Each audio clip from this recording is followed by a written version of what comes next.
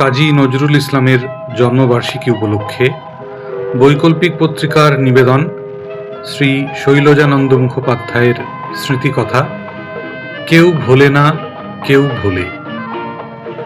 এই শ্রুতিগ্রন্থটি পাঠ করেছেন বৈকল্পিক পত্রিকার যুগ্ম সম্পাদক দেবাঞ্জনা দাস। শুরু হচ্ছে শৈলজানন্দ মুখোপাধ্যায়ের স্মৃতিকথা কেউ ভোলে না কেউ ভোলে। আজ অন্তিম পর্ব।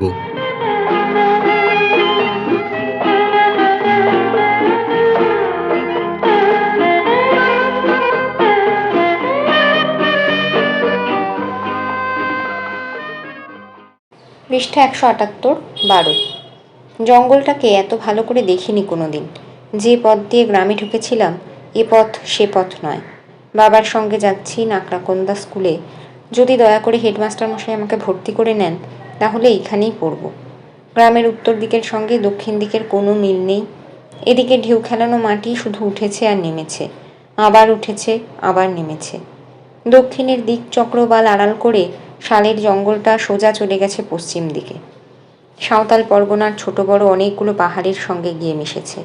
পাহাড়গুলো মনে হয় যেন আকাশের গায়ে আঁকা। পথ চলতে চলতে ঘন ঘন তাকাচ্ছিলাম সেই দিকে। বাবা বললেন ওই দিকে বাবার মন্দিরে যেতে হয়। বাবার মন্দির মানে বৈদ্যনাথ ধাম। পৃষ্ঠা 179। হাঁটা পথে এখান থেকে 16 ক্রোশ। জিজ্ঞাসা করলাম, আপনি গেছেন কোনো দিন? না, আমি যাইনি, আমার বাবা গিয়েছিলেন। তাঁরই মুখে শুনেছি রাস্তা ভালো নয়, জঙ্গলের ভেতর দিয়ে ঘুরে ঘুরে যেতে হয়। জিজ্ঞাসা করলাম, জঙ্গলে বাঘ আছে? বাবা আমাকে বুঝিয়ে বলেছিলেন এখানের জঙ্গলের নিচেটা পরিষ্কার, আগাছার ঝোপ জঙ্গল নেই বললেই হয়। কাজেই এখানে বুনো জন্তু যেন আর থাকতে পারে না। এক আধটা বাঘ ভাল্লুক যে আসে না তা নয়, বেশি আসে বুনো শুয়োর। সাঁওতালেরা তাড়া করে, তাড়া খেয়ে পালিয়ে যায়। এই বলে তিনি একটা ভারী মজার গল্প বলেছিলেন সে বছর তখন মহুয়া পাকবার সময়। গাছ থেকে পাকা মহুয়া টুকটুক করে মাটিতে পড়ে। সাঁওতালদের মেয়েরা কুড়িয়ে নিয়ে যায়, নিয়ে গিয়ে মদ তৈরি করে। আমাদের গ্রামের একটা মুচিদের মেয়ে সুখী একদিন গেল সেই মহুয়া কুড়োতে। সাঁওতালদের বস্তি যেখানে আছে সেখানকার গাছের তলায় যাবার উপায় নেই। সাঁওতালদের চোখ এড়িয়ে সে লুকিয়ে চলে গেল বনের ভেতর। শাল, মহুয়ার, হরিতকির জঙ্গল, গাছের অভাব নেই। দূর থেকে পাকা মহুয়ার গন্ধই বুঝিয়ে দেয় কোথায় মহুয়ার গাছ। মেয়েটা কিন্তু ভারী বিপদে পড়ল সেদিন। হামেশাই তারা এই জঙ্গলে যায়, কখনো শুকনো পাতা কুড়োতে, কখনো হরিতকি আনতে। বুনো কুল, পাকা বইঁচি, পাকা পিয়াল, কুড়কুড়ি ছাতু আর লাল চুকুই যখন পাওয়া যায় তখন দল বেঁধে তারা আসে। কিন্তু এমন বিপদে কেউ কোনো দিন পড়ে না। সাঁওতালদের কেউ পাছে দেখতে পায়, তাই পিছন ফিরে ফিরে তাকাচ্ছিল মেয়েটা। সবে তখন সকালবেলা, গাছের ফাঁকে ফাঁকে রোদ এসে পড়েছে। পৃষ্ঠা 180। গাছের তলায় হঠাৎ কিসের যেন একটা শব্দ শুনে একবার চাইলে সেই দিকে, কিন্তু কিছুই দেখতে পেলে না। মহুয়া গাছটা ছিল ঝোপঝোপ কয়েকটা শাল গাছের আড়ালে। সেই জায়গাটা যেই সে পেরিয়েছে আর অমনি এক বিকট চিৎকার করে দে ছুট। পেছন ফিরে তখন আর তার তাকাবারও ভরসা নেই। মেয়েটা প্রাণপণে ছুটে একেবারে দমলিনে জঙ্গলের বাইরে এসে। ধারে পাশে একটা লোক নেই যে তাকে বলবে। হাঁপাতে হাঁপাতে গ্রামে ফিরে এসে যাকে দেখে তাকেই বলে একটা ভাল্লুক। 10-12 হাত দূরে সে প্রকাণ্ড একটা ভাল্লুককে দেখে এসেছে মহুয়া খেতে, আর একটু হলেই সে আজ মরেছিল। খবরটা সত্যিই অদ্ভুত। বাবা বললেন, আমাদের এই জঙ্গলে ছোট চিতাবাঘ 2-1টা এসেছে শুনেছি, বুনো শুয়োর প্রায়ই আসে, কিন্তু হরিণ বা ভাল্লুক কখনো এসেছে শুনিনি। সুখীকে বললাম, চল সুখী, তোকে আরেকবার যেতে হবে। সুখী কিছুতেই যেতে চাইলে না। অনেক কষ্টে, অনেক বুঝিয়ে সুঝিয়ে সুখীকে রাজি করালাম। সুখী তার দাদাকে সঙ্গে নিলে। তার দাদা গোপাল মুচি, কালো কুচকুচে চেহারা, যেমন জোয়ান তেমনই বলিষ্ঠ। বাঁকা একটি বাঁশের লাঠি হাতে নিয়ে সে এসে দাঁড়ালো। গ্রামে বন্দুক কারো নেই। খুব ধারালো একটি বল্লম আর একটি ছোরা নিয়ে বেরিয়ে পড়লাম বাড়ি থেকে। কাউকে কিছু বললাম না, জানালে যেতে দেবে না। এদিকে তখন অনেকেই জেনে ফেলেছে। সুখীর কথাটা মুখে মুখে ছড়িয়ে পড়েছে সারা গ্রামে। রাস্তার ধারে জটলা হচ্ছে, লোকজন বসে গেছে ভাল্লুকের গল্প করতে। তাদের পাশ কাটিয়ে ধরমতলার ধারে ধারে উঠলাম এসে বাঁধের পাড়ে। আমার সঙ্গে সুখী আর তার দাদা গোপাল। পেছনে ডাক শুনে তাকিয়ে দেখি পৃষ্ঠা 181। তোমার ভালো কাকা হরিদাস আসছে ছুটতে ছুটতে, তার হাতে একটা টাঙ্গি। বললাম, তুই আবার এলি কি জন্যে? হরিদাস সে কথার জবাব দিলে না, বললে, চলো। প্রথমে এলাম সাঁওতালদের এই বস্তিটাতে। জোয়ান জোয়ান মানুষগুলো তখন কাজে চলে গেছে। পেলাম মাত্র 15-16 বছরের কয়েকজন ছোকরাকে, আর পেলাম 10-12 জোয়ান মেয়েকে। ধন্যী সাহস ওদের, সবাই বেরিয়ে এলো যে যা পেলে তাই হাতে নিয়ে। হরিদাস বললে, থানায় খবর দিলে হতো না? 2-1টা বন্দুক পাওয়া যেত। খবর দিলেও আসবে না ওরা, আয়। গরু বাঁধবার লম্বা একটা দড়ির মুখে ফাঁস তৈরি করে সাঁওতালদের একটা ছেলের হাতে ধরিয়ে দিয়ে বললাম, এইটে তুই নিয়ে আয় আমার সঙ্গে, চাইলে দিবি। সাঁওতালদের মেয়েগুলো আসছে দেখে সুখের সাহস বেড়ে গেল। সে আমাদের পথ দেখিয়ে নিয়ে চলল। কোনো শব্দ না করে পা টিপে টিপে যাচ্ছিলাম আমরা। চামড়ার খাপের ভেতর ছোড়াটা দড়ি দিয়ে কোমরে বেঁধে নিয়েছি, বর্ষাটা শক্ত করে ধরেছি হাত দিয়ে। গোপাল একটা ধারালো দা চেয়ে নিয়েছে সাঁওতাল বস্তি থেকে, হরিদাসের হাতে টাঙিয়ে। সাঁওতালদের একজন ছোকরার হাতে তীর ধনুক, একজনের হাতে দড়ির ফাঁস, আরেকজনের হাতে বাজাবার জন্য ভাঙা একটা টিনের ক্যানেস্তারা। কাউকে কোনো আওয়াজ করতে বারণ করে দিয়ে গাছের আড়ালে আড়ালে এগিয়ে চলেছি। হঠাৎ সুখী আঙুল বাড়িয়ে বলে উঠল, ওই তো, বলেই সে আমাদের পেছনে পালিয়ে গেল ভয়ে। দিনের আলোয় স্পষ্ট দেখতে পেলাম প্রকাণ্ড একটা ভাল্লুক মহুয়া গাছের তলায় মুখ থুবে শুয়ে শুয়ে থরথর করে কাঁপছে। পৃষ্ঠা 182। সবাই আমরা দাঁড়িয়ে পড়েছি তখন। ভাবছি কি করে কি করা যায়। মুখটা এমনভাবে মাটিতে থুবড়ে আছে যে ফাঁস দড়িটা ছোড়বারও উপায় নেই, পিছলে পড়ে যাবে। ফাঁস ছোড়া অভ্যেসটা আমার অনেক দিনে, অনেক বাঁদর ধরেছি আমি ওই ফাঁস ছুঁড়ে। টুপটুপ করে পাকা মহুয়া খসে পড়ছে গাছ থেকে, কয়েকটা পড়লো ভালুকটার গায়ের ওপর। সেদিকে ওর ভ্রুক্ষেপ নেই, তেমনই মুখ থুবড়ে পড়েই রইল। ফাঁস লাগানো মুশকিল। ছুটে গিয়ে বর্ষাটা যদি তার বুকের ওপর বসিয়ে দিই, আর সবাই মিলে যদি একসঙ্গে গিয়ে তাকে আক্রমণ করি, তাহলে কেমন হয়? কিন্তু ভয় ওর ওই বড় বড় নখগুলোকে। ভাল্লুক কেমন করে চার্জ করে জানি না, শুনেছি মানুষের মতো সোজা হয়ে দাঁড়িয়ে ছুটে এসে জাপটে ধরে। তাহলে ওকে উঠতে দেওয়াই ভালো, বুকটা সামনে পাওয়া যাবে।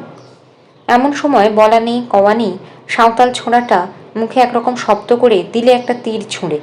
তীরটা ভাল্লুকটার গায়ে লাগলো না, একেবারে তার গা ঘেঁষে মাটিতে বিঁধে গেল। আবার আরেকটা তীর সে ছুঁড়তে যাচ্ছিল, হাতের ইশারায় বারণ করলাম। ভাল্লুকটা মুখ তুলেছে, শুয়ে শুয়েই মুখটা ওপরের দিকে তুলে হাঁ করে হাঁপাতে লাগলো। মনে হলো যেন হাঁ করে আছে, 2-4টে মহুয়া তার মুখের ভেতরে পড়ুক এই আশায়। আমিও ঠিক এই সময়টায় কাজ সেরে নিলাম। সাঁওতাল ছেলেটার হাত থেকে দড়ির ফাঁসটা নিয়ে ঘুরিয়ে ঘুরিয়ে দিলাম ছুঁড়ে। টুক করে দড়ির ফাঁসটা গিয়ে ভাল্লুকটার গলায় আটকে গেল, কিন্তু আলগা ফাঁস, মাথা নামালেই গলে পড়ে যাবে। ভয়ে ভয়ে একটু টেনে ধরলাম, দড়ির ফাঁসটা তার গলায় ঠিক বসে গেল। গলায় টান পড়তেই ভাল্লুকটা উঠল, গলায় কেমন যেন ঘর ঘর শব্দ করতে লাগলো। পৃষ্ঠা 183। মনে হলো এবার সে আক্রমণ করবে। আমিও চট করে আমার হাতের দড়িটা সাঁওতাল ছেলেদের হাতে দিয়ে বললাম, ছাড়বি না কিছুতেই, পেছন থেকে টেনে ওকে চিৎ করে ফেলবি, আমি ওর বুকে বর্ষাটা বসিয়ে দেব। হরিদাস বললে, ঠিক আছে, আমি ওকে বলিদান করে দিচ্ছি, দেখো। গোপাল মুখে কিছুই বললে না, চট করে মাটিতে শুধু তার হাত দুটো ঘষে নিলে। সাঁওতালদের সব ছেলেগুলোই ধরলে দড়িটা, কিন্তু সর্বনাশ, দড়িতে যেই টান পড়েছে ভাল্লুকটা উঠে দাঁড়ালো। ঠিক মানুষ যেমন করে দাঁড়ায় তেমনি করে। মেয়েগুলো চেঁচিয়ে উঠল। ছেলেগুলো প্রাণের ভয়ে দড়িটা দিলে ছেড়ে। আমাদের আর অপেক্ষা করবার সময় নেই, এই উপযুক্ত সুযোগ, একেবারে মুখোমুখি। আমি আমার বর্ষাটা তখন দুহাত দিয়ে তুলে ধরেছি। হঠাৎ আমাদের পেছনে একটা মাদল বেজে উঠল। সাঁওতালদের একটা ছেলে খবর পেয়ে মাদল বাজাতে বাজাতে ছুটে আসছে। আমাদের কিন্তু পেছনে তাকাবার অবসর নেই। চেঁচিয়ে যে তাকে বারণ করব তারও উপায় নেই। মাত্র 1 সেকেন্ড, আর 1 সেকেন্ড যদি দেরি হতো তাহলে কি কাণ্ড ঘটে যেত কে জানে। আমিই হয়তো সবার আগে বর্ষাটা বসিয়ে দিতাম ভাল্লুকটার বুকে, কিন্তু ভাল্লুকটি নিজেই তার ব্যবস্থা করে নিলে। মাদলের আওয়াজ শুনেই সে দাঁড়িয়ে দাঁড়িয়ে নাচতে আরম্ভ করে দিলে। নাচে আর ঝুমঝুম করে আওয়াজ হতে থাকে। দেখলাম তার পেছনের দুটো পায়ে ঘুঙুর বাঁধা রয়েছে, কালো কালো বড় বড় লোমে ঢাকা ছিল বলে এতক্ষণ আমরা দেখতে পাইনি। বাঁদর ভাল্লুক নিয়ে যারা নাচ দেখিয়ে রোজগার করে, তাদেরই কারো পোষা ভাল্লুক হয়তো কোনো রকমে পালিয়ে এসেছে। পৃষ্ঠা 184। জিজ্ঞাসা করলাম, তারপর কি হলো? বাবা বললেন, কি আর হবে, দড়ি ধরে গায়ে নিয়ে গেলাম, ভাত খাওয়ালাম, ডুগডুগি বাজিয়ে নাচালাম। ইচ্ছে ছিল রেখে দেবো বাড়িতে, কিন্তু বাবা কিছুতেই রাখতে দিলেন না। বললেন, বনের পশু, ওদের অত বেশি বিশ্বাস করো না। তারপর সন্ধেবেলা নিয়ে গেলাম সাঁওতাল পাড়ায়। কাজ থেকে সবাই তখন ফিরেছে দেখলাম, তারা রাখলে বড় একটা শালের গাছে বেঁধে দিয়ে গেলাম। রোজ বিকেলে একবার করে দেখে আসতাম। প্রথম প্রথম কুকুরগুলো খুব বিরক্ত করতো ওকে। তারপর দিন 4-5 পরে একদিন গিয়ে দেখি সাঁওতাল পাড়া খুব সরগরম। যে যেখানে ছিল সাঁওতালেরা সব জড়ো হয়েছে এক জায়গায়। গাছের তলায় বিরাট মজলিস, মদ খাচ্ছে, মাদল বাজাচ্ছে আর হাসির হুল্লোড় চলছে। দেখলাম ভাল্লুকটা একপাশে শুয়ে শুয়ে কাঁপছে, গলার দড়িটা পর্যন্ত খুলে দেওয়া হয়েছে। কি ব্যাপার, ব্যাটা যাচ্ছে না কিছুতেই। শুনলাম মার ভাত ছাড়া সে নাকি কিছু খায় না। একদিন খানিকটা মাংস দেওয়া হয়েছিল, শুঁকে সেদিক থেকে মুখ ফিরিয়ে নিয়েছে। আধ সের চালের মার ভাতে ওর পেট ভরে না, আবার খেতে চায়। রোজ রোজ কে ওকে খেতে দেবে? দিন 2 আগে এক পেট ভাত খাইয়ে অনেক দূরে গভীর জঙ্গলের ভেতর ভাল্লুকটাকে ওরা ছেড়ে দিয়ে এসেছিল। আজ নাকি আবার সে ফিরে এসেছে। দুপুরে সবাই যখন কাজে বেরিয়ে গেছে, সর্দার মাঝি বললে সেই সময় দুলন মাঝির ঘরে চুপি চুপি এসে ঢুকেছে ভাল্লুকটা। মহুয়া সেদ্ধ ছিল 1 বাটি, সেটা খেয়েছে। মাটির একটা হাঁড়িতে ছিল আধ হাঁড়ি মহুয়ার মদ। ছুঁচলো মুখটা হাঁড়ির ভেতর ঢুকিয়ে সেটাও সাবার করেছে। তারপর মদ খেয়ে নেশায় বুঁদ হয়ে ব্যাটা আজ সারাদিন কী করছে দেখ। এই বলে একটা ছেলেকে ইশারা করতেই ছেলেটা, পৃষ্ঠা 185, একটা লাঠি দিয়ে ভাল্লুকটাকে খোঁচা মারলে। গাঁক গাঁক করে ভাল্লুকটা উঠে বসলো। তারপর যেই মাদল বাজালো, টলতে টলতে উঠে দাঁড়িয়ে রুমঝুম করে তার সে কি নাচ। নেশায় টলে টলে পড়ছে বারবার, তবু তার নাচ থামে না। শেষে বসে বসেই নাচতে লাগলো ঘুরে ঘুরে। দিন কতক পরে গিয়ে শুনলাম ভাল্লুকের মালিক অনেক খোঁজ করে সাঁওতাল পাড়ায় এসে একদিন তাকে নিয়ে গেছে সাঁওতালদের 5টি টাকা দিয়ে। ভাল্লুক শিকারের গল্প শুনতে শুনতে জঙ্গল পেরিয়ে আমরা নাকড়াকোন্দা স্কুলে এসে পৌঁছলাম। স্কুলের তখন ছুটি হয়ে গেছে। গ্রাম থেকে একটুখানি দূরে ফাঁকা একটা কাঁকর পাথরের ডাঙার উপর ছোট্ট স্কুল। শুনেছি স্কুলের অবস্থা তেমন ভালো নয়, না হলেও পরিবেশটি বড় মনোরম। পড়ন্ত সূর্যের আলো এসে পড়েছিল খড়ে ছাওয়া সারি সারি কয়েকটি ঘরের ওপর। বাবা বললেন এইটা বোর্ডিং হাউস। ছেলেদের সারা শব্দ পেলাম না। ধূপধাপ আওয়াজ শুনে তাকিয়ে দেখি সম্মুখের মাঠে তারা ফুটবল খেলছে। আপিস ঘরের সামনে ছোট একটি শুকনো বাগান, আর সেই বাগানের এক টেরে এক গাদা কাগজপত্র নিয়ে যিনি বসেছিলেন, বাবা বললেন উনি হেডমাস্টার। বললাম আপনি চেনেন ওকে? খুব চিনি। তারপর তার কাছে গিয়ে দাঁড়াতেই বাবার মুখের দিকে তাকিয়ে তিনি বলে উঠলেন, কে, কি চাই? বাবা বললেন, নমস্কার, চিনতে পারছেন না আমাকে? আগে না, বলেই তিনি চোখ নামিয়ে আবার তার কাজে মন দিলেন। পৃষ্ঠা 186। তাঁর হাতে একটা লাল নীল পেন্সিল, ছেলেদের খাতা দেখছিলেন বোধহয়। বাবা তার নিজের পরিচয় নিজেই দিতে যাচ্ছিলেন, কিন্তু তার দিতে হলো না। আপিস ঘর থেকে মোটামুটো একজন ভদ্রলোক বেরিয়ে এলেন। বাবাকে দেখেই বলে উঠলেন, মুকুজ্জে মশাই, কি মনে করে? বসুন বসুন। ওরে বংশী, খান কতক চেয়ার বের করে দে বাবা। বংশী চেয়ার বের করতে লাগলো একটি একটি করে। হেডমাস্টার মশাই আবার মুখ তুলে তাকালেন। বাবার মুখের দিকে চেয়ে বললেন, বসুন। অর্থাৎ হরেনবাবুর যখন পরিচিত ব্যক্তি তখন বসতে না বলাটা অভদ্রতা। বাবা কিন্তু বসলেন না। হরেনবাবুকে বললেন, হেডমাস্টার মশাই আমাকে চিনতে পারেননি। তাই নাকি? বলে বাবাকে জোর করে একটা চেয়ারে বসিয়ে দিয়ে তিনি নিজেও বসলেন। তারপর মাস্টারমশাইকে বললেন, বলি হ্যাঁ মশাই, থানায় সেদিন ওর 2 হাতে হাতকড়া পরিয়ে দিয়ে হাজতে ঢুকিয়ে রাখলেন। উনি হাতকড়া খুলে হাজত থেকে হাসতে হাসতে বেরিয়ে এসে হাতকড়াটি আপনার হাতে ফিরিয়ে দিয়ে নমস্কার করলেন। সেসব কথা এরই মধ্যে ভুলে গেলেন? হেডমাস্টার মশাই তখন হাতের খাতা পেন্সিল ফেলে দিয়ে সোজা হয়ে উঠে বসেছেন। আরে আরে, আপনি mister Mukherjee, that great magician. আপনার সে পাগড়ি নেই, সে পোশাক নেই, চিনতে পারিনি। কিছু মনে করবেন না। ওরে ও বংশী, চট করে মুকুজ্জমশাইকে চা খাইয়ে দে। বলেই তিনি তার পকেট থেকে সিগারেট বের করে একটি বাবার হাতে দিলেন, একটি নিজে নিলেন। তারপর দেশলাই জ্বালিয়ে ধরিয়ে দিতে দিতে বললেন, দেখুন আমি কীরকম একটা অপদার্থ মানুষ। তাছাড়া চোখ দুটো আমার একেবারে গেছে, আপনাকে চিনতে পারলাম না।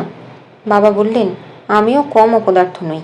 এই দেখুন, সিগারেট আমি খেতে পারি না, কাপড় চোপড় পুড়িয়ে ফেলি। পৃষ্ঠা 187। বলতে বলতে সত্যি সত্যি বাবার হাত থেকে জ্বলন্ত সিগারেটটা পড়ে গেল একেবারে হেডমাস্টার মশাইয়ের কাপড়ের কোঁচায়। সঙ্গে সঙ্গে বাবা ঝুঁকে পড়ে কোঁচার কাপড়টা বাঁ হাত দিয়ে তুলে ধরলেন, ডান হাতে নিলেন জ্বলন্ত সিগারেটটা। হেডমাস্টার হাঁ হাঁ করে হাত বাড়ালেন কাপড়ের আগুনটা নিভিয়ে ফেলবার জন্য। বাবা দিলেন না নেবাতে। বললেন, দাঁড়ান, সব ঠিক করে দিচ্ছি। এই বলে ডান হাতে ধরা সিগারেটের আগুনটা আরও ভালো করে কাপড়ের ওপর দিয়ে কাপড়টা পোড়াতে আরম্ভ করলেন। দেশি ধুতিটা চোখের সামনে পুড়ছে। হেডমাস্টারের মুখ দিয়ে আর কথা বেরুচ্ছে না। হরেনবাবু বললেন, ঠিক আর কোথায় করছেন? কাপড়টা ভালো করে পোড়াচ্ছেন তো? বাবা বললেন, এবড়ো খেবড়ো হয়ে পুড়ে একটা বিশ্রী রকমের ফুটো হয়ে থাকবে, তাই এই জায়গাটা ভালো করে পুড়িয়ে বেশ গোল মতো করে দিচ্ছি।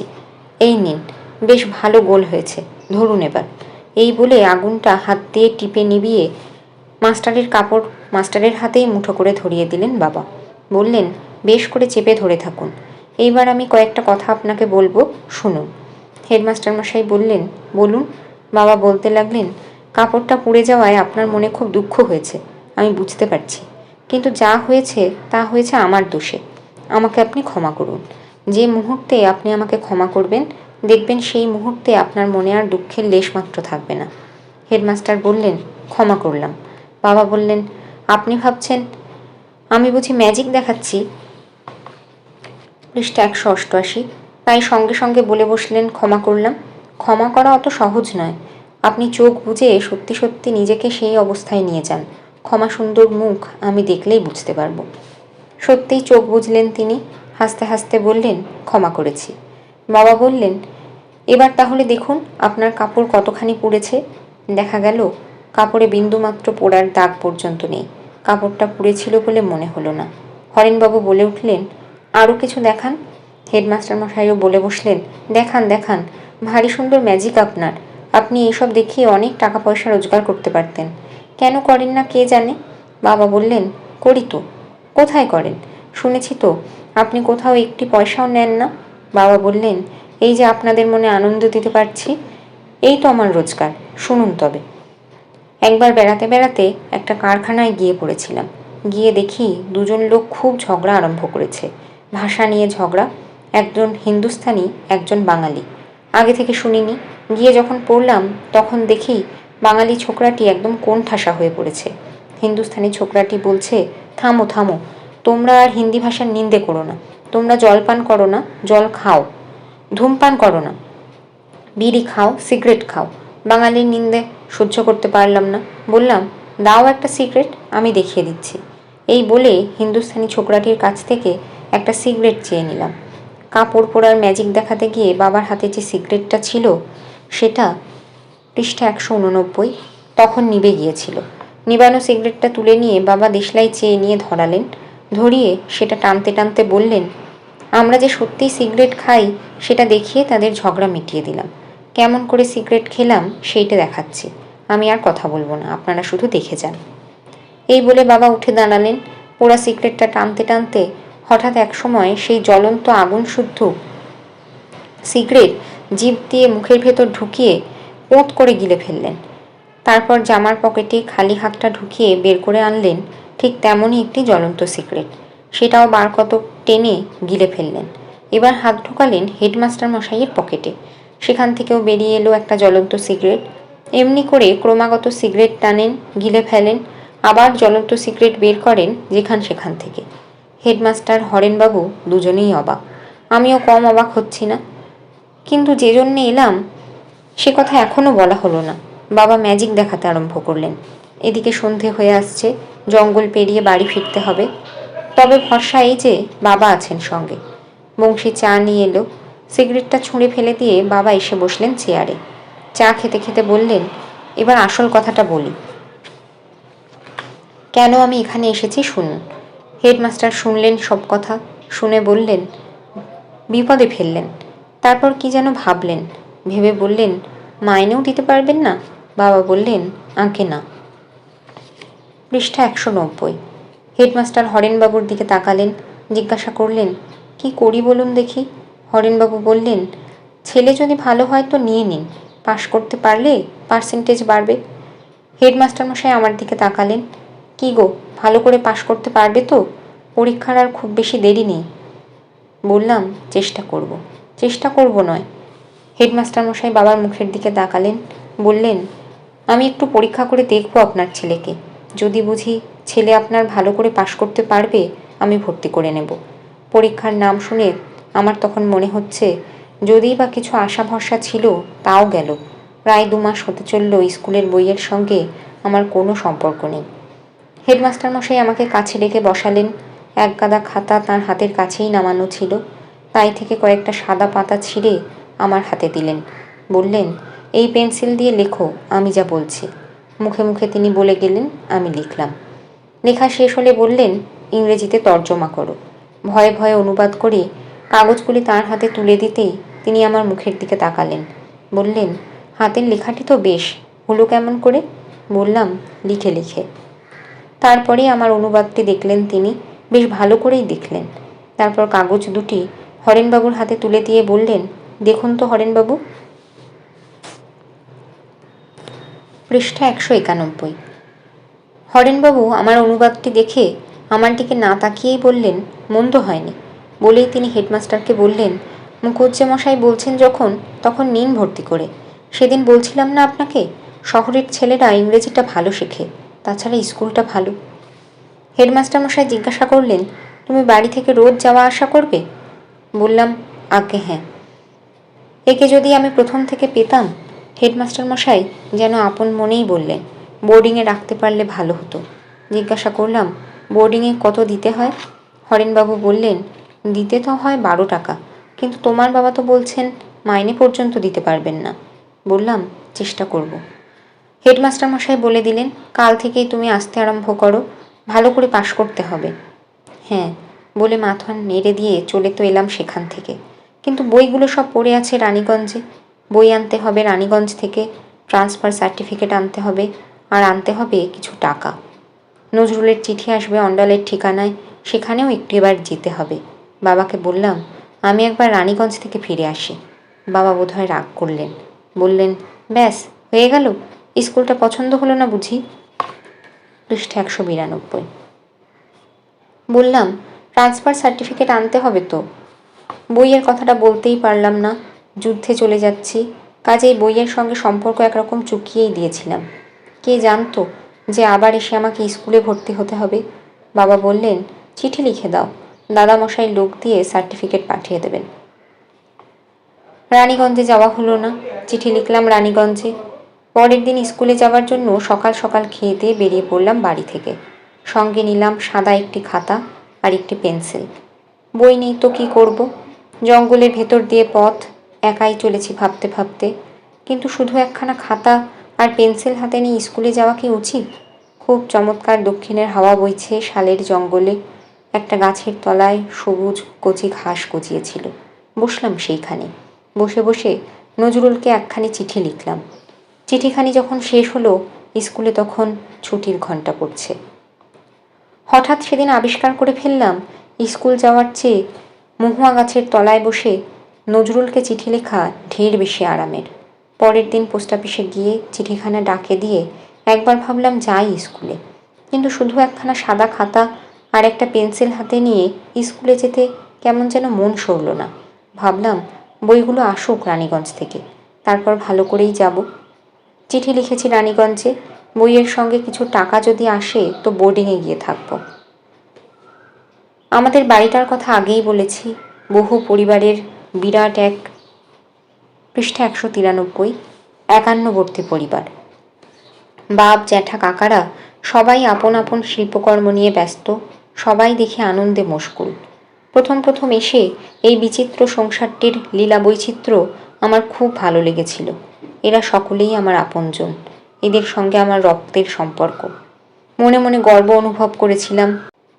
ভেবেছিলাম, এদের এই আনন্দ বুঝি নিরবচ্ছিন্ন, কিন্তু মানুষের সঙ্গে জীবনবিধাতার রসিকতার বুঝি অন্ত নেই। একটানা আনন্দের একঘেয়েমি থেকে ধীরে ধীরে তাদের তিনি মুক্তি দিতে লাগলেন। বড় আগুন দপ করে জ্বলে ওঠে, এক মুহূর্তেই পুড়িয়ে সব ছারখার করে দিয়ে চলে যায়। কিন্তু ছোট আগুন জ্বলে ধিকি ধিকি করে। বিধাতা বোধ করি বড় আগুন জ্বালাতে সাহস পেলেন না, কারণ বিধাতার রসিকতার জবাব দিতে তারা জানে। এরা আনন্দে মশগুল, আবার দুঃখেও নির্বিকার, তাই চুপি চুপি টিকের আগুন ধরিয়ে দিলেন। নিববে না সহজে, অথচ সাদা ছাইয়ের তলায় তলায় আগুন ঠিক এগিয়ে যাবে। বুড়ো কর্তাগিন্নি বেঁচে রয়েছেন, ছেলেদের বিয়ে থা হয়ে গেছে, প্রত্যেকের আলাদা আলাদা সংসার, খাওয়াটাই শুধু এজমালি। সংসারে অভাব অনটন একেবারে নেই বললে ভুল বলা হবে, কিন্তু ছেলেরা প্রত্যেকেই কি যেন এক অদ্ভুত ধাতুতে গড়া, কোনো অভাবকেই কোনোদিন আমল দিতে চায় না। অথচ বউয়েরা এসেছে বাইরে থেকে, তারাই দেয় সব গোলমাল করে। বলে, এত আনন্দ যে তোমাদের কিসের কে জানে, আসলে তোমরা হচ্ছ গিয়ে কুঁড়ের বাদশা। কিন্তু তাই বা বলি কেমন করে? বাঙালির সংসার, রোজ মাছ না হলে চলে না। নিজেদের ছোট বড় কয়েকটা পুকুর আছে, পুকুরে মাছ আছে, কিন্তু গ্রামে মাছ ধরবার জালও নেই, জেলেও নেই। ভাইদের ভেতর থেকে এক ভাই, পৃষ্ঠা 194, সে অভাব মিটিয়ে দিয়েছে। নিজের হাতে জাল বুনেছে, ছোট বড় নানা রকমের ছিপ তৈরি করেছে। কখন যে সে বাড়ি থেকে বেরিয়ে যায়, কখন যে সে মাছ এনে রান্নাঘরে ফেলে দেয়, কেউ কিছুই বুঝতে পারে না। খেতে কাজ করতে হবে, বাড়ির 19 জন অন্য কাজে লেগেছে, বাড়তি লোক পাওয়া যাচ্ছে না। যে ভাই বেহালা বাজায় আর যে ভাই বাটালি নিয়ে কাঠের কাজ করে, বেহালা আর বাটালি ফেলে দিয়ে কোদাল হাতে নিয়ে কোমর বেঁধে তারা ছুটেছে মাঠের দিকে। মাঠে ধান পেকেছে, জঙ্গলের ধারে বিঘে 5 জমির ধান তাড়াতাড়ি কেটে না আনলে সে ধান আর ঘরে ঢুকবে না। সে বছর বুনো শুয়োরের উপদ্রব একটু বেড়েছে। রাত্রির অন্ধকারে দলে দলে বুনো শুয়োর এসে মাঠের ধান দিচ্ছে নষ্ট করে। আমার বাবাকে আমি নিজে দেখেছি, কাস্তে নিয়ে মাঠে চলে গেছেন। আরও 2 ভাই গেছে তাকে সাহায্য করতে। দিনের পর দিন বাবা নিজের হাতে ধান কেটেছেন। এক ভাই আঁটি বেঁধেছে, আর এক ভাই গরুর গাড়ি বোঝাই করে পাকা ধান খামারে এনে তুলেছে। যাক গে সে কথা, এখন নিজের কথা বলি। স্কুলের বোর্ডিং হাউসে থাকতে পারলেই বেশ ভালো হয়। তার জন্য টাকার দরকার। বইগুলো পড়ে আছে রানীগঞ্জে। নজরুলের চিঠি আসবে অন্ডালের ঠিকানায়। দাদামশাইকে চিঠি লিখেছিলাম, তখনও তার কোনো জবাব এলো না। নিজেই চলে গেলাম অন্ডালে। যাওয়া মাত্র দিদিমার কাছ থেকে পেলাম নীল রঙের চমৎকার একখানি খামের চিঠি। নজরুল লিখেছে। নৌসেরা থেকে তারা এসেছে করাচিতে। চমৎকার জায়গা। খুব দুঃখ করে জানিয়েছে, তুমি যদি সঙ্গে থাকতে। বড় বড় 4 পাতা জোড়া বিরাট চিঠি। পৃষ্ঠা 195। অবনীকে বললাম, চিঠিখানা আমাকে পাঠিয়ে দিসনি কেন? অবনী বললে, আমার বয়ে গেছে। তুই বাপের বাড়িতে গিয়ে বসে থাকবি আর আমি তোর চিঠি পাঠিয়ে দেবো সেইখানে। বুঝলাম রাগ করেছে। বললাম, আমার বইগুলো রানীগঞ্জ থেকে এনে দিবি? আমি নাকড়াকোন্দা স্কুলে ভর্তি হয়েছি, বই নেই, পড়াশোনা একদম হচ্ছে না। ভারী বিপদে পড়েছি ভাই। অবনী আমার সম্পর্কে মামা, কিন্তু মামা বলে জীবনে কোনোদিনই ডাকেনি তাকে। মাস 5-6 আগে পিছে জন্মেছি একই বাড়িতে, মানুষ হয়েছি একসঙ্গে, এক রকমের জামা জুতো পরেছি, একসঙ্গে খেয়েছি, শুয়েছি, একই স্কুলে একই ক্লাসে পড়েছি, ঝগড়া করেছি, মারামারি করেছি, আবার কেউ কাউকে না দেখে থাকতে পারিনি। অনেক করে বললাম অবনীকে, দে না ভাই বইগুলো এনে। অবনী বললে সে যেতেও পারবে না, বইও আনতে পারবে না। আমাকেও নিষেধ করলে, বললে তুইও যাসনি, রায় সাহেব খুব রেগেছে আমাদের ওপর। জিজ্ঞাসা করলাম, তোর ওপর রাখবে কেন?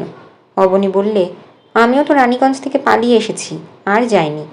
বললাম, এখানে বসে বসে স্কুল কামাই করছিস, পাশ করতে পারবি না যে।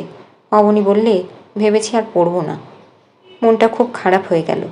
এও মনে হলো যেন আমারই অপরাধ। লেখাপড়ায় অবনী বিশেষ ভালো কোনোদিনই ছিল না। স্কুল না যেতে পারলেই যেন বাঁচত। তবু আমি থাকলে হয়তো বা সে এমন করে পড়া ছেড়ে দিতে চাইতো না। রায় সাহেব খুব রাগ করেছেন, সে কথা দেখলাম সবাই জানে। রানীগঞ্জ যেতে ভরসা হলো না। পৃষ্ঠা 196। দিদিমা বললেন, নাকড়াকোন্দা স্কুলে ভর্তি যদি হয়েছিস তো এখানে বসে রয়েছিস কেন? বললাম, কিছু টাকা পেলে ভালো হতো, বোর্ডিংয়ে থাকতাম। দিদিমা বললে, আমার কাছে 30টে টাকা আছে, নিয়ে যা। 30টি টাকা নিয়ে চলে আসছিলাম। অবনী বললে, পড়ে কি হবে রে? কি হবে তা কি ছাই আমিই জানি। অবনী বললে, আমার এই খানচারেক বই আছে, দরকার হয়তো নিয়ে যা। আমার দরকার হলে তোর বইগুলো নেব। অবনীকে ছেড়ে আসতে কষ্ট হচ্ছিল, তবু চলে এলাম। পৃষ্ঠা 197, 13। কোন দিক দিয়ে যে কি হলো কিছুই বুঝতে পারলাম না। সারা পৃথিবীটা কেমন যেন বিস্বাদ হয়ে গেল। নজরুলের চিঠিখানা কতবার যে পড়লাম তার ইয়ত্তা নেই। সেও লিখেছে তার ভালো লাগছে না। বোর্ডিং হাউসে থাকবার জন্য টাকা নিয়ে এলাম, কিন্তু বোর্ডিংয়ে না গিয়ে আবার সেই স্কুলে যাবার পথে শালের জঙ্গলে গিয়ে থমকে থামলাম। মহুয়া গাছের তলায় গিয়ে বসলাম চিঠি লিখতে। চিঠি লিখলাম নজরুলকে, চিঠি লিখলাম অবনীকে, চিঠি লিখলাম যতীনকে। অনেক দিন পরে দিদিকে মনে পড়ল। মনে হলো যেন দিদির কাছে গিয়ে দুদিন থেকে আসি। অশান্ত মন যেন একটুখানি আশ্রয় খুঁজছে। সাপুরে ইয়াসিনের বউ শিবানীও তো বলেছিল যেতে। রবিবার স্কুলের ছুটি, ভাবলাম শিবানীর কাছেই যাব, কিন্তু কোথাও গেলাম না। পৃষ্ঠা 198। গেলাম যেখানে, সেখানে যেন না গেলেই ভালো হতো। আমার বিমাতার বাপের বাড়ি থেকে একখানা চিঠি এসেছিল। তার খুড়তুতো ভাইয়ের পৈতে হবে, যেতে লিখেছে। মার যাবার খুব ইচ্ছে, কিন্তু বাবা বললেন তিনি নিয়ে যেতে পারবেন না, এখানে তার অনেক কাজ। মা তখন আমার শরণাপন্ন হলো, বললে যাবি আমাকে নিয়ে, বোলপুরে আমাকে পৌঁছে দিয়ে রবি ঠাকুরের শান্তিনিকেতন দেখে ফিরে আসবি। রবীন্দ্রনাথের শান্তিনিকেতন? বললাম যাব। মার বাপের বাড়ি যেতে হলে বোলপুর হয়ে যেতে হয়। বোলপুরে তাদের মস্ত বড় চালের গদি বাড়ি, সেখান থেকে অনেক দূরের এক গ্রাম, বীরভূমের একেবারে শেষ প্রান্তে।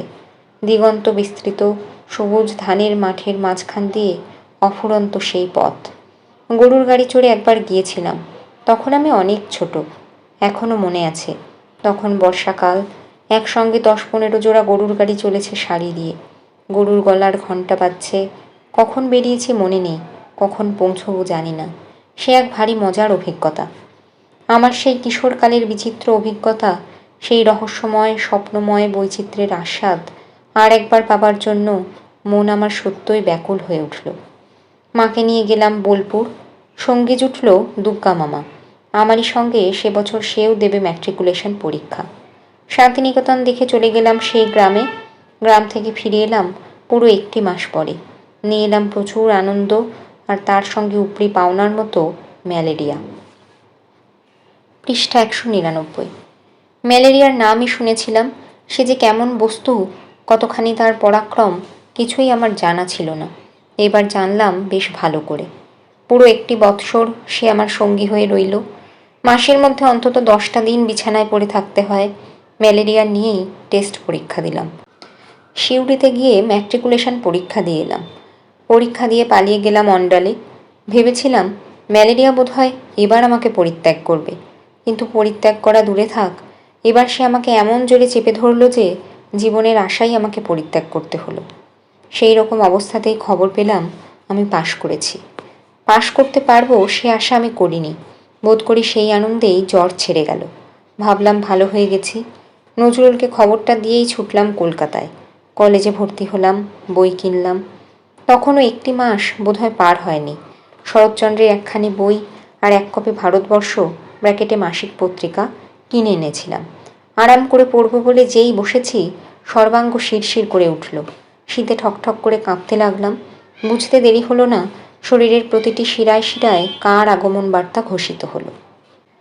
সারাটা রাত কেমন করে কোন দিক দিয়ে কেটে গেল বুঝতে পারলাম না। সকালের দিকে ঘাম দিয়ে জ্বর ছেড়ে গেল। শরীর অত্যন্ত দুর্বল, কঙ্কালসার চেহারা। মামা এসেছিলেন কলকাতায়। বললেন পড়তে হবে না তোকে, বাড়ি যা। অনিচ্ছা সত্ত্বেও আবার ফিরে গেলাম অন্ডালে। দেখলাম নজরুলের চিঠি এসেছে। আমার পাশের খবর পেয়ে আনন্দিত হয়ে লিখেছে, তোমাকেও একটা আনন্দের খবর দিই। এখান থেকে। পৃষ্ঠা 200। কলকাতার কয়েকটা কাগজে গল্প পাঠিয়েছিলাম, একটাও ফিরে আসেনি, সব ছাপা হয়ে গেছে। 49th রেজিমেন্টের একজন বাঙালি সৈনিক করাচি ক্যান্টনমেন্ট থেকে লেখা পাঠাচ্ছে দেখে বোধহয় ভয়েই ছেপে ফেলেছে। এনতার লিখছি এখানে বসে বসে। কিছুদিন পরে মুসলমান সাহিত্য পত্রিকা নামে একখানি ত্রৈমাসিক সাহিত্য পত্রিকা নজরুল আমাকে পাঠিয়ে দিলে। দেখলাম নজরুলের একটি গল্প ছাপা হয়েছে। চিঠিতে লিখেছে আমি লান্স নায়েক হয়েছি। আরও কিছুদিন পরে জানালে এখন আমি হাবিলদার। আমি লিখলাম বহুত বহুত সালাম হাবিলদার সাহেব। এবার চুটিয়ে একটা কবিতা লিখে কাগজে পাঠিয়ে দাও, গল্প আর লিখো না। জবাবে নজরুল জানালে কবিতাও লিখেছি 2-1টা, কিন্তু পাঠাতে ভরসা হয় না। আমার কবিতা বোধহয় ছাপবে না। আমার নিজের তখন ইচ্ছে করছে গল্প লিখি, কিন্তু লিখবে কে? ঠিক নিয়ম করে একদিন পরে পরে জ্বর আসছে, পেট জোড়া পিলে, মাথার চুলগুলো সব উঠে গেছে। কলকাতা যাবার জন্যে ছটফট করছি, কিন্তু কেউ আমাকে যেতে দিচ্ছে না। জ্বর ঠিক নিয়মিত আসছে বটে, কিন্তু জ্বরের জোরটা তখন কমে এসেছে। মামা বলছে জ্বরের জোর কমেনি, তোমার জীবনী শক্তি কমেছে। রায় সাহেবের সঙ্গে কোনো সম্বন্ধ রাখছি না ভয়ে, তিনিও বোধ করি কোনো খোঁজখবর নিচ্ছেন না বিতৃষ্ণা। নজরুল লিখলে এবার দিন কতকের ছুটি পেতে পারি, কিন্তু যাব কোথায়? তুমি যদি কলকাতায় থাকতে তোমার কাছে গিয়ে উঠতাম। আমাদের গ্রামে গিয়ে 2-1 দিনের বেশি থাকতে পারবো না। অন্ডালে যদি থাকো তো অন্ডালেই যাব। ঠেঙিয়ে তোমার ম্যালেরিয়ার ভূতকে আমি ভাগিয়ে দিয়ে আসবো। এই চিঠি পাবার পর ডাক্তার দেখাবার ছুতো করে চলে গেলাম উখড়ায়। পৃষ্ঠা 201। মামা থাকতেন সেখানে। জোর করে তাকে ধরে বসলাম, আমি কলকাতায় যাব। মামা বললেন, মিছে মিছি যাবে। এবছর কলেজে তোমার পার্সেন্টেজ থাকবে না, তার উপর তোমার এই শরীর, বাড়াবাড়ি হলে দেখবে কে? বললাম, কালী মামাকে লিখে দাও। ব্র্যাকেটে প্রখ্যাত কবি কালী কিঙ্কর সেনগুপ্ত, মামার অকৃত্রিম সুহৃদ, তখন মেডিকেল কলেজের কৃতি ছাত্র। মামা বললেন, কলকাতা বুঝি তোর খুব ভালো লেগেছে? মুখ ফুটে সে কথা বলবার প্রয়োজন হলো না। বলবার যা প্রয়োজন হলো তা অন্য কথা। রায় সাহেবের সংসারে তখন একটা অপ্রীতিকর আবহাওয়ার সৃষ্টি হয়েছে। স্বার্থান্ধ মানুষের চিরন্তন সমস্যা। সেসব কথা এখানে অবান্তর। বললাম, চুপচাপ বসে না থেকে এই সময়টায় একটা কিছু শিখে নিতে চাই। কি শিখবি? শিখবার ইচ্ছে তো অনেক কিছু। চেয়েছিলাম ডাক্তারি শিখতে, কিন্তু এখন তা সম্ভব নয়। বললাম, তাড়াতাড়ি শিখতে হলে একমাত্র শর্ট হ্যান্ড টাইপরাইটিং শিখে ফেলতে পারি। উখড়া এস্টেটের ম্যানেজার কুঞ্জবিহারী দত্তমশাইয়ের ছোট ভাই বিনোদ তখন কলকাতায় টেলারিং শিখছে। বাগবাজারে কাশিমবাজারের মহারাজার বিরাট পলিটেকনিক ইনস্টিটিউট। বৃদ্ধ পিটাভেল সাহেব তার প্রিন্সিপাল। শর্ট হ্যান্ড টাইপরাইটিং শেখাবার ব্যবস্থা আছে সেখানে। মামা নিজে আমাকে সঙ্গে নিয়ে গিয়ে সেইখানে ভর্তি করে দিলেন। বিরাট 3তলা বাড়ি। প্রিন্সিপাল সাহেব থাকেন 3 তলায়। 2 তলায় ছেলেদের বোর্ডিং, নিচের তলায় ক্লাস বসে। ব্যবস্থা মন্দ না, এক বাড়িতেই সব কিছু। বিনোদ থাকে পাশের সিটে। পৃষ্ঠা 202। মামা বলে দিয়ে গেলেন, একে একটু দেখো, ওর শরীর ভালো নয়। আমাকে বললেন, কালী কিঙ্করকে বলে দিয়ে গেলাম, নিয়মিত টনিক খাবে, টাকার দরকার হলে চিঠি লিখবে। বিনোদ হলো আমার গার্জেন। টেলারিং শিখতে তখন তার ভালো লাগছে না। সব কাজ গোলমাল হয়ে যাচ্ছে। ফুট ইঞ্চি মাপবার ফিতেটা কাঁধে ফেলে মস্ত বড় একটা কাঁচি নিয়ে পুরনো খবরের কাগজ কাটতে কাটতে হাত বেঁকে গেলেই কাঁচিটা ছুঁড়ে ফেলে দেয়। বলে, কাগজ কেটে টেলারিং শেখা যায় না, কাপড় কাটতে হয়। কিছু একটা না বললে চলে না। বলি, কাপড় কাটার খরচ আছে। বিনোদ বলে, ধ্যাত্তেরি খরচ! এক ভাই ডেপুটি ম্যাজিস্ট্রেট, এক ভাই সার্কেল অফিসার, আর আমি হব কিনা দর্জি। তার চেয়ে গরম চা খাওয়া যাক 1 পেয়ালা। চাকরকে 2 পেয়ালা চা আনতে দিলাম। বিনোদ বললে, খালি পেটে চা খাবে না, বিস্কুট আনতে দাও। বললাম, খরচ বেশি হয়ে যাবে যে। বিনোদ বললে, হয় হবে, দেখা যাবে মাসের শেষে। একজন দাদার ভাই, একজন মামার ভাগ্নে। বিনোদ আমাকে নানা রকম উপদেশ দেয়। বলে, কি ছাইভস্য লিখছো দিনরাত, অত লিখো না, চোখ খারাপ হয়ে যাবে। তবে কলকাতা শহর, ভাববার কিছু নেই। আমার চেনা একজন চোখের ডাক্তার আছে, চোখ দেখিয়ে দেব, পয়সা লাগবে না। তবু আমার লেখা বন্ধ হলো না দেখে আবার বললে, চোখ যদি ভালো রাখতে চাও তো লেখাপড়া বন্ধ রেখে চোখ বুজে শুয়ে থাকো। ঘুমোতে যদি পারো তো শরীরও ভালো থাকবে। বিনোদের ঘুম দেখে ঘুমোতে ইচ্ছে করে, কিন্তু পারি না ঘুমোতে। পৃষ্ঠা 203। তবে একটা বড় বিচিত্র ব্যাপার লক্ষ্য করলাম। এত ঘুমিয়েও বিনোদ তার চোখ দুটিকে রক্ষা করতে পারলে না। তারই চোখ আগে খারাপ হলো, ডাক্তার দেখিয়ে চশমা নিলে। বাগবাজার স্ট্রিটের ওপর তখন রেলের লাইন পাতা, মালগাড়ি চলে তার ওপর দিয়ে। বিনোদ আমাকে সাবধান করে দিলে। বললে, দুদিকে তাকিয়ে রাস্তা চলবে, ট্রেনের তলায় ছাগল কাটা পড়ছে হরদম। লাইন ধরে পশ্চিম দিকে গেলেই গঙ্গা। রোজ সকালে উঠে গঙ্গায় স্নান করতে আরম্ভ করলাম। বিনোদ একেবারে হৈ হৈ করে উঠল, সর্বনাশ করলে তুমি! ম্যালেরিয়ার রুগী, ঠান্ডা লাগলেই নিমোনিয়া। দাঁড়াও, তোমার মামাকে একখানা চিঠি লিখে দিচ্ছি। চিঠি অবশ্য সে লেখেনি, কিন্তু আশ্চর্য ব্যাপার, গঙ্গা স্নান করেই কিনা জানি না আমার ম্যালেরিয়া সেরে গেল। পালা জ্বর বন্ধ হলো, শরীরের ওজন বাড়ল, মাসখানিকের ভেতরেই যেন অন্য মানুষ হয়ে গেলাম। সবই তো হলো, কিন্তু যার জন্যে কলকাতায় এলাম সে কোথায়? নজরুল জানে আমি কলকাতায় এসেছি। বাগবাজারের ঠিকানায় চিঠির জবাবও পেয়েছি। তারপর প্রায় মাসখানেক তার কোনো চিঠিপত্র না পেয়ে অত্যন্ত চিন্তিত হয়ে পড়েছিলাম। হঠাৎ একদিন সন্ধ্যায় দেখি একটা রিকশায় চড়ে নজরুল এসে হাজির। চমৎকার চেহারা হয়েছে নজরুলের। মাথায় চুল রেখেছে, বুকের ছাতি হয়েছে চওড়া, পায়ে বুট জুতো, খাকি প্যান্ট, খাকি শার্ট, মানিয়েছে সুন্দর। পাশবালিশের মতো একটা ব্যাগ কাঁধে নিয়ে দোতলায় উঠে এলো। 7 দিনের মাত্র ছুটি, 3 দিন থাকবে কলকাতায়, তারপর যাবে চুরুলিয়া। ওই পথেই চলে যাবে করাচি, এখানে আর ফিরে আসবে না। কতদিন পরে দেখা, কথা আর আমাদের শেষ হতেই চায় না। কত কথা শুনলাম, কত কথা বললাম, একসঙ্গে গঙ্গায় স্নান করলাম। পৃষ্ঠা 204। পাশের বাড়ি থেকে একটা হারমোনিয়াম চেয়ে এনে তার গান শুনলাম। ট্রামে চড়ে সারা কলকাতা চষে বেড়ালাম। তখনকার দিনে 4 আনার টিকিটে বায়োস্কোপ দেখলাম। টিকিটের দাম বেশি বলে থিয়েটারটা আর দেখা হলো না। গেলাম 32 নম্বর কলেজ স্ট্রিটের দোতলায়, মুসলমান সাহিত্য পত্রিকার আপিসে। এই পত্রিকাটি নজরুল আমাকে আগেই পাঠিয়েছিল, আর লিখেছিল জনাব মুজাফফর আহমেদের কথা। তিনিই নাকি সবার আগে তার লেখা সাগ্রহে ছেপেছেন। চিঠিপত্রে তাঁর সঙ্গে নজরুলের পরিচয় হয়েছে ঘনিষ্ঠ। ভদ্রলোকের সঙ্গে পরিচয় করবার আগ্রহ আমারও কম ছিল না।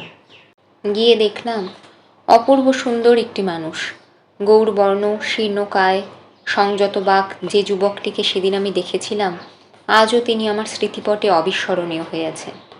সেদিন তার বিশেষ কিছু আমি জানতাম না। আমিও ছিলাম এক পরিচয়হীন আগন্তুক মাত্র, নজরুল ইসলামের একজন সহপাঠী বন্ধু। কথা যা হয়েছিল নজরুলের সঙ্গেই হয়েছিল। আমি ছিলাম তার নীরব শ্রোতা। নজরুলের প্রতি তার সেই সহৃদয় ব্যবহার, তার সেই উদার দাক্ষিণ্য, তার মুখের শুধু 2-4টি কথা, প্রসন্ন প্রফুল্ল মুখচ্ছবি আর একটি অনন্য সাধারণ ব্যক্তিত্ব আমাকে সত্যই সেদিন মুগ্ধ করেছিল। নজরুল চলে যাবার পর একটি দিনের এই একটি বিশেষ মুহূর্তের কথা আমি অনেকবার ভেবেছি, শ্রদ্ধার সঙ্গে স্মরণ করেছি এই ব্যক্তিটিকে। তখন কতই বা আমার বয়স, আর কটি মানুষকেই বা এমন করে দেখেছি। নজরুলকে যে ভালোবাসে সে আমারও প্রিয়, এই কথা ভেবেই জীবনের পাতাটা সেদিন উল্টে রেখেছিলাম। কিন্তু পরবর্তী জীবনে সে পাতা আমাকে আবার খুলতে হয়েছে। লাল কালির দাগ দিয়ে এই বিশেষ দিনটিকে সবিশেষ করে রেখেছি। আজ আমার জীবন সায়াহ্নে এসে দেখছি সে দাগ এখনও তেমনই অম্লান হয়ে রয়েছে। পৃষ্ঠা 205। 3টে দিন দেখতে দেখতে ফুরিয়ে গেল। হাওড়া স্টেশনে তুলে দিয়ে এলাম নজরুলকে।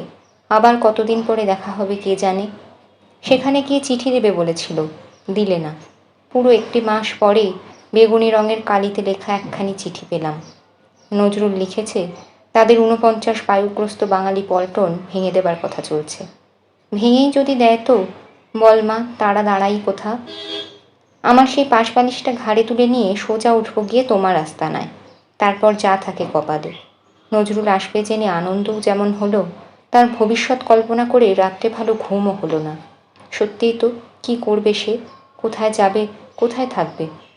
হঠাৎ আমার চোখের সম্মুখে ভেসে উঠল 32 নম্বর কলেজ স্ট্রিটের দোতলার সেই ঘরখানি।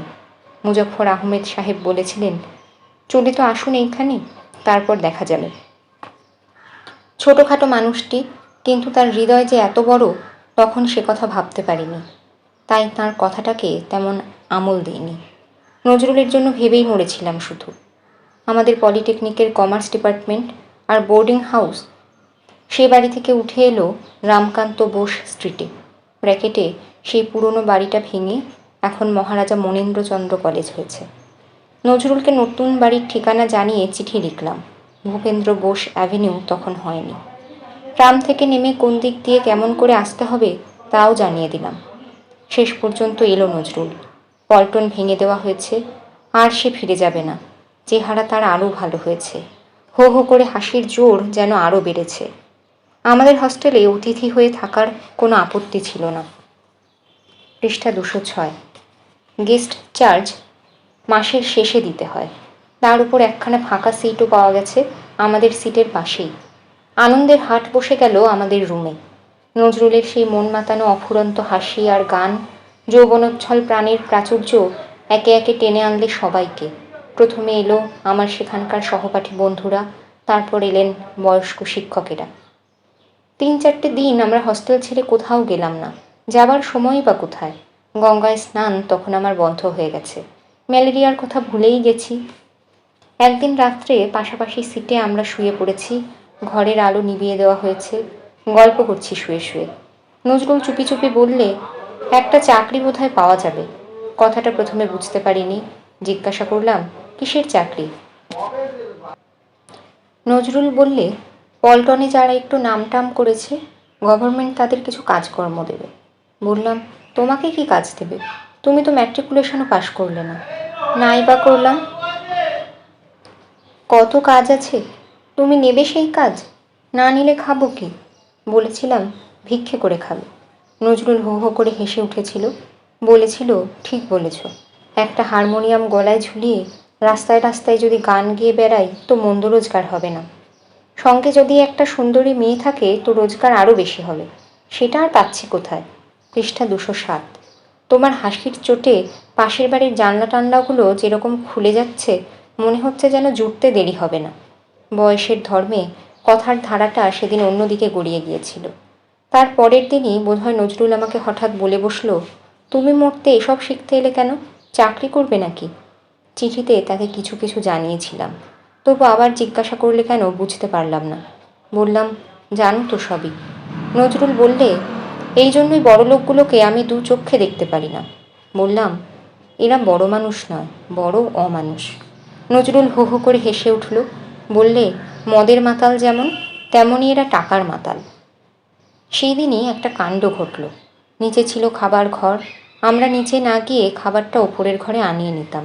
খাওয়া দাওয়ার পর বসে বসে গল্প করছি। হস্টেলের সুপারিনটেন্ডেন্ট আমাকে ডেকে পাঠালেন। বললেন, তোমাকে একটা কথা জিজ্ঞাসা করব, কিছু মনে করো না। বললাম, বলুন। তিনি বললেন, তোমার এই বন্ধুটি কতদিন থাকবেন এখানে? কেন বলুন তো? কথাটা বলতে বোধ করি তিনি সংকোচ বোধ করছিলেন। বললেন, এখানেও তো তোমাকে গেস্ট চার্জ দিতে হবে। তার চেয়ে ওকে যদি বাইরের কোনো হোটেলে খাইয়ে আনো, তাহলে বোধহয় তোমার খরচ কম পড়বে, ওর খাওয়াটাও ভালো হবে। বলবার উদ্দেশ্য কিছুটা বুঝতে পারলাম। জিজ্ঞাসা করলাম, মুসলমান বলে কি কোনো কথা উঠেছে?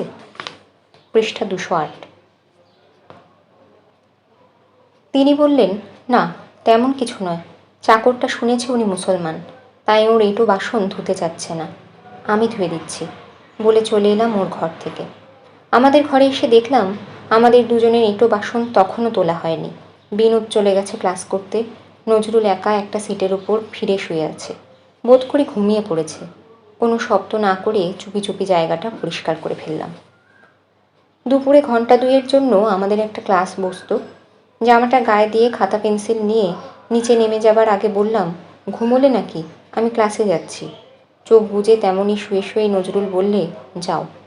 ক্লাসে সেদিন কোনো কাজই করতে পারলাম না।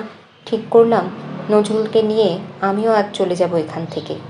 20 নম্বর বাদুর বাগান রোতে ব্র্যাকেটে আজকাল 1 নম্বর রামানন্দ চট্টোপাধ্যায় স্ট্রিট। রায় সাহেব বাড়ি কিনেছেন একখানা। বাড়িটা খালিই পড়ে আছে। নিচের একখানা ঘরে মাত্র একজন দারোয়ান থাকে।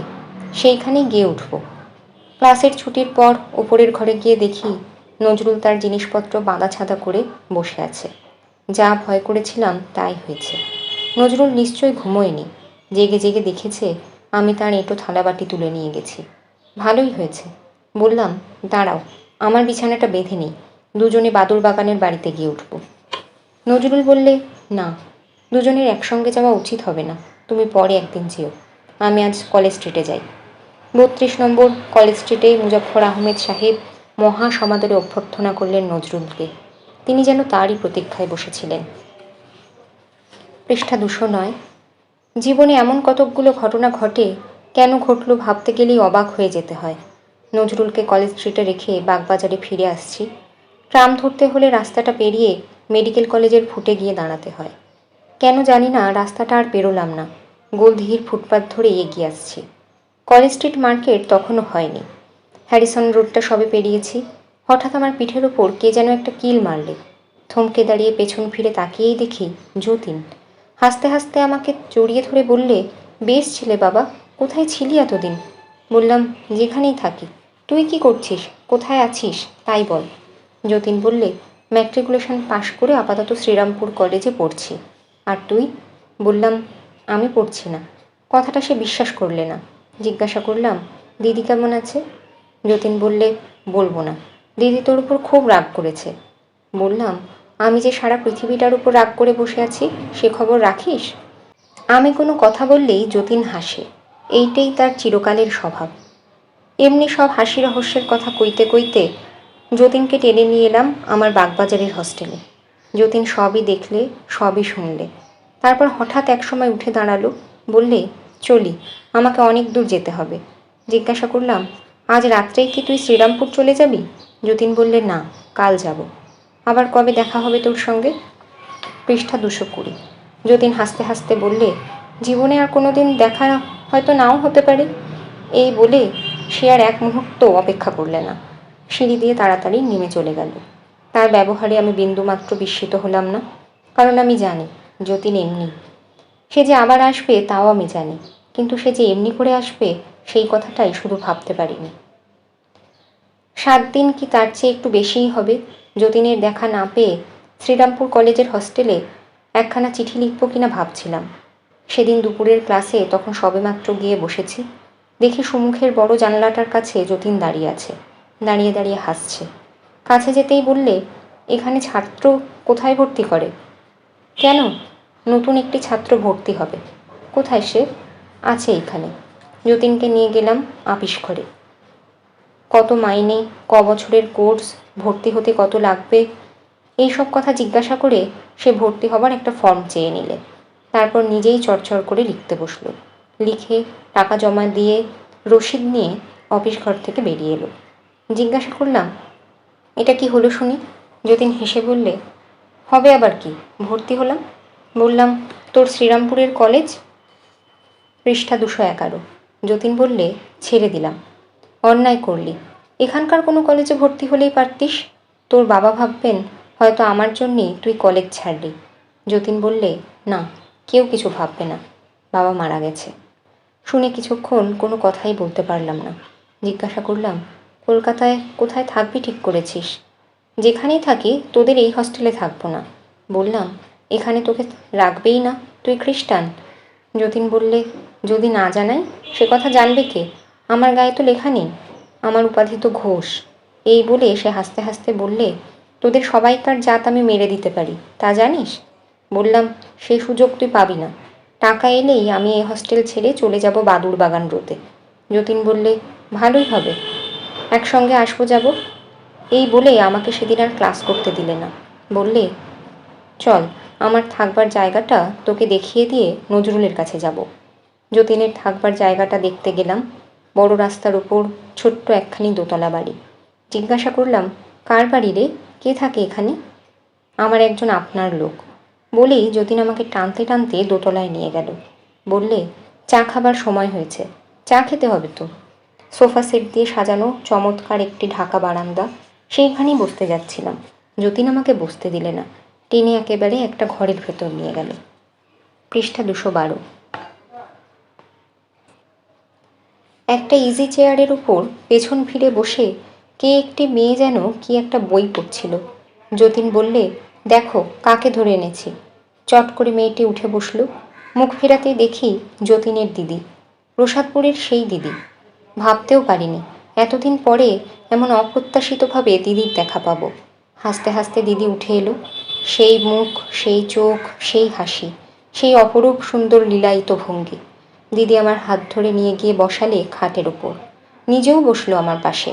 আমার একখানা হাত চেপে ধরে আমার মুখের দিকে তাকিয়েই রইল। মুখ তুলে আমি চাইতে পর্যন্ত পারছি না। দিদি বললে, তোর এমন সুন্দর চুলগুলো গেল কোথায়? বললাম, যে ম্যালেরিয়া ধরেছিল শুনেছি যতীনের কাছে, কই দেখি। বলেই দিদি আমার চোখের নিচেটা টেনে দেখলে, তারপর হাতের আঙুলের ডগাগুলো টিপে টিপে দেখতে লাগলো। যতীন তখন ঘর থেকে বেরিয়ে গেছে। দিদি বললে, তুই যুদ্ধে চলে গেছিস শুনে কি কান্নাই না কেঁদেছিলুম। তারপর যতীন বললে, তুই ফিরে এসেছিস। বললাম, তুমি তখন কোথায়? প্রসাদপুরে? সেখানকার পাট অনেক দিন চুকিয়ে দিয়েছি। দিদি নামলো খাট থেকে। বললে, মেয়েটা বাঁচলো না মরলো একটা খবরও নিলি না তো? চুপ করে বসে থাকা ছাড়া উপায় ছিল না। পৃষ্ঠা 213। দেয়ালে টাঙানো বড় আরশিটার সম্মুখে দাঁড়িয়ে দিদি তার মাথার চুলটা ঠিক করে নিয়ে বললে, ওরা সত্যিই ভারী নিষ্ঠুর। প্রসঙ্গটা সেদিন চাপা দিতে চেয়েছিলাম। বলেছিলাম, যতীনকে কলেজ ছেড়ে শর্ট হ্যান্ড শিখতে কে বললে? কলেজে পড়ে বলেছে বুঝি? দিদি একটু হেসে বলেছিল, তোর সঙ্গে রসিকতা করেছে। ম্যাট্রিকুলেশন পাশ করে থেকে খালি টোটো করে ঘুরে বেড়াচ্ছে। কি করবে কিছুই ঠিক করতে পারছে না। বাবা মারা যাওয়ার পর ওর ধারণা হয়েছে ওর পড়ার খরচ আমি বুঝি চালাতে পারবো না। বলেছিলাম, সত্যিই তো, তুমি চালাবে কেমন করে? দিদি শুধু একটু ম্লান হেসে কি যেন বলতে চেয়েছিল, কিন্তু বলতে পারেনি। যতীন এসে ঘরে ঢুকেছিল চাকরটাকে সঙ্গে নিয়ে। চাকরের হাতে ছিল ট্রের ওপর চায়ের সরঞ্জাম, টোস্ট, মাখন আর বিলিতি বিস্কুটের টিন। সেই সব খেয়ে আমরা বেরিয়ে পড়েছিলাম নজরুলের কাছে যাব বলে। রাস্তায় যতীন বলেছিল, দিদি ডাক্তারি পরীক্ষায় পাশ করেছে, এবার প্র্যাকটিস করবে। সেদিন তার কোনো কথাই আমি বিশ্বাস করিনি। তারপর একদিন নিজের চোখেই দেখেছি লেডি ডাক্তার অরুণা ঘোষের প্রসার প্রতিপত্তি। দেখেছি তার দেহ মনের অতুল ঐশ্বর্য। দেখেছি তার সেবাব্রতে নিষ্ঠা। দেখেছি পরমা সুন্দরী এই রহস্যময়ী নারীর একটুখানি হাসির দাক্ষিণ্য, তার হাতের স্পর্শের প্রসাদ পেয়ে ধন্য হয়ে যাবার মতো, কৃতার্থ হয়ে অবলুণ্ঠিত হবার মতো পুরুষের হীনমন্যতা।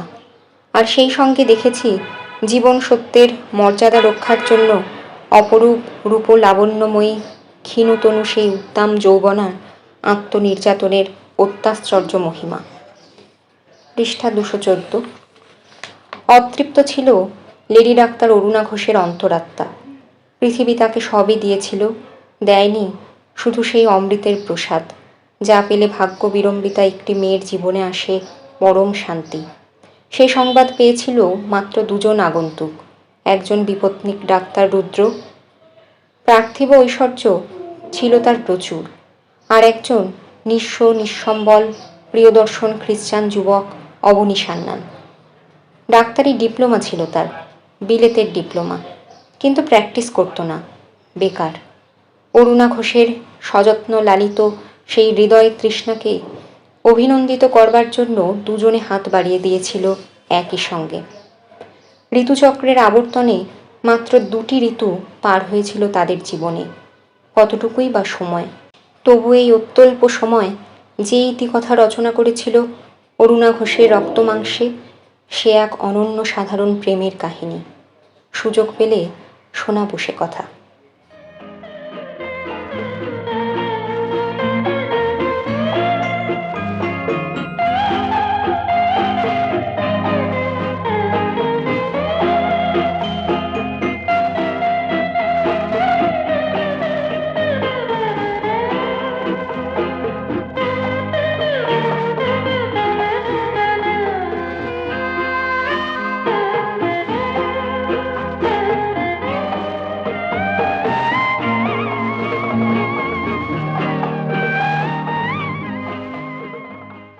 এই শ্রুতিগ্রন্থটি দৃষ্টিহীন এবং কালির লেখা পড়তে অসমর্থ মানুষদের জন্য সম্পূর্ণ অবাণিজ্যিকভাবে রেকর্ড করা হয়েছে। এর কোনো বাণিজ্যিক ব্যবহার আইনত দণ্ডনীয় অপরাধ।